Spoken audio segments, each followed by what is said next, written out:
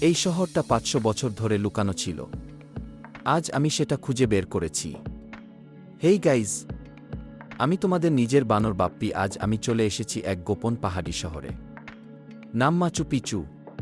তুমি বিশ্বাস করবে না, এই শহরটা তৈরি করেছিল ইনকা সভ্যতা প্রায় ৬০০ বছর আগে।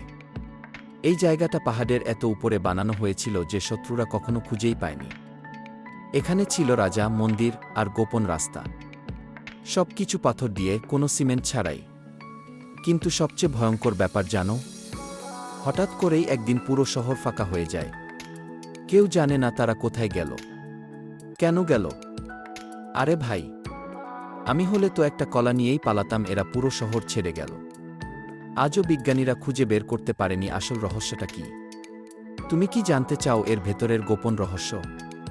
তাহলে এখনই লাইক দাও আর সাবস্ক্রাইব করো। বাপ্পি আবার আসছে।